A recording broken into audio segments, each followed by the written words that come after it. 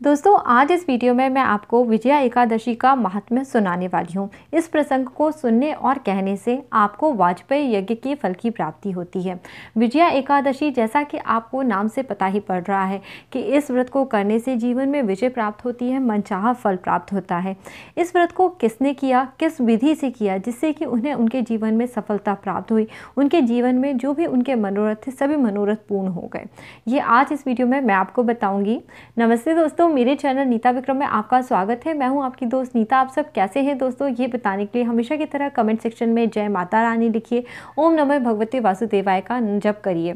साथ ही साथ दोस्तों, अगर आज आप मेरे चैनल पर पहली बार आए हैं तो इस चैनल को सब्सक्राइब जरूर करिएगा। सब्सक्राइब करने के लिए वीडियो के नीचे बने हुए लाल रंग के सब्सक्राइब के बटन को प्रेस करिए, बाजू में बनी हुई घंटी या बेल के आइकन को प्रेस करिए। निःशुल्क है दोस्तों। और अगर आज का वीडियो आपको अच्छा लग रहा है तो इसे लाइक ज़रूर करिए, कमेंट करके मुझे बताइए। चलिए दोस्तों, हम विजया एकादशी का महात्म्य सुनते हैं। विजया एकादशी के महात्म्य की कथा अनुसार युधिष्ठिर ने पूछा, वासुदेव, फागुन के कृष्ण पक्ष में किस नाम की एकादशी होती है, कृपा करके बताइए।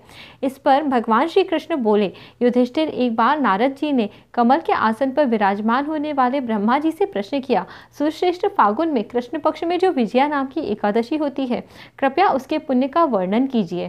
ब्रह्मा जी ने कहा, नारद सुनो, मैं उत्तम कथा कहता हूँ जिसको तुम सुनो, जो पापों का अपहरण करने वाली है। यह व्रत बहुत ही प्राचीन, पवित्र और पापनाशक है। यह विजया नाम की एकादशी राजाओं को विजय प्रदान कराती है, इसमें तनिक भी संदेह नहीं है। पूर्व काल की बात है, भगवान श्री रामचंद्र जी 14 वर्ष में के लिए वनवास को गए थे। वहाँ पंचवटी में सीता तथा लक्ष्मण के साथ रहने लगे। वहाँ रहते समय रावण ने चपलतावश विजयात्मा श्री राम की तपस्विनी पत्नी सीता का हरण कर लिया। उस दुख से श्री राम व्याकुल हो उठे। उस समय सीता की खोज करते हुए वे वन में घूमने लगे। कुछ दूर जाने पर उन्हें जटायु मिले, जिनकी आयु समाप्त हो चुकी थी। इसके बाद उन्होंने वन के भीतर कबंध नाम के राक्षस का वध किया। फिर सुग्रीव के साथ उनकी मित्रता हुई। तत्पश्चात श्री राम के लिए वानरों की सेना एकत्रित हुई। हनुमान जी ने लंका के उद्यान में जाकर सीता जी को दर्शन दिए, उन्हें श्री राम के चिन्ह स्वरूप मुद्रिका प्रदान करी। यह उन्होंने महान पुरुषार्थ का काम किया था। वहां से लौटकर वे श्री रामचंद्र जी से मिले, लंका का सारा समाचार उन्हें निवेदन किया। हनुमान जी की बात सुनकर श्री राम ने सुग्रीव जी से अनुमति ली और लंका की ओर प्रस्थान करने का विचार किया। समुद्र के किनारे पहुंचकर उन्होंने लक्ष्मण से कहा, सुमित्रानंदन, किस प्रकार, किस पुण्य से हम इस समुद्र को पार कर सकते हैं। यह अत्यंत अगाध, भयंकर जीव जंतुओं से भरा हुआ समुद्र है। मुझे ऐसा कोई उपाय नहीं दिखाई देता जिससे इसे सुगमता से पार किया जा सके। इस पर लक्ष्मण ने बोला, महाराज, आप ही आदिदेव, पुराण पुरुष, पुरुषोत्तम हैं, आपसे क्या छुपा है। यहाँ द्वीप के भीतर बकदालभ्य नामक मुनि रहते हैं। यहाँ से आधे योजन की दूरी पर उनका आश्रम है। हे रघुनंदन, उन प्राचीन मुनीश्वर के पास जाकर उन्हीं से इसका उपाय पूछिए। लक्ष्मण की अत्यंत सुंदर बात सुनकर श्री रामचंद्र जी महामुनि बकदालभ्य से मिलने के लिए गए। वहां पहुंचकर उन्होंने मस्तक झुकाकर मुनि को प्रणाम किया। मुनि उनको देखते ही पहचान गए कि ये पुराण पुरुषोत्तम श्री राम हैं, जो किसी कारणवश मानव शरीर में अवतरण हुए हैं। उनके आने से महर्षि को बड़ी प्रसन्नता हुई। उन्होंने पूछा, श्री राम, आपका यहाँ आगमन कैसे हुआ। श्री राम बोले, ब्राह्मण, आपकी कृपा से राक्षसों सहित लंका को जीतने के लिए सेना के साथ समुद्र के किनारे आया हूँ। मुने, अब जिस प्रकार समुद्र पार किया जा सके वह उपाय बताइए, मुझ पर कृपा करिए। बकदालभ्य जी ने कहा, श्री राम, फागुन के कृष्ण पक्ष में जो विजया नाम की एकादशी होती है, उसका व्रत करने से आपकी विजय होगी। निश्चय ही आप अपनी वानर सेना के साथ समुद्र को पार कर लेंगे। राजन, अब इस व्रत का फलदायक विधि को सुनिए। दशमी के दिन आने पर एक कलश स्थापित करें। उसमें सोने, चांदी, तांबे, मिट्टी का भी हो सकता है।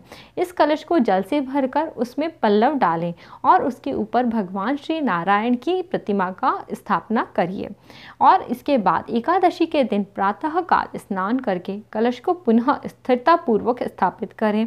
इस पे माला, चंदन, सुपारी, नारियल आदि से पूजन करें। विशेष रूप से उसका पूजन करें। कलश के ऊपर सप्त धान्य और जौ रखें। गंध, धूप, दीप, भांति भांति के नैवेद्य से पूजन करें। कलश के सामने बैठकर सारा दिन उत्तम कथा, वार्ता आदि के द्वारा व्यतीत करें। रात में वहीं पर जागरण करें।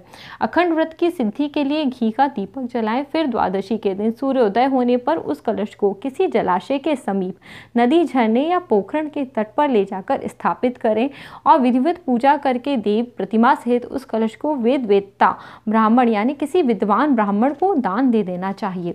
महाराज, कलश के साथ बड़े बड़े दान देने चाहिए। श्री राम, आप तो यूथपतियों के इस विधि के साथ प्रयत्नपूर्वक विजया का अब व्रत कीजिए, इससे आपकी विजय अवश्य ही होगी।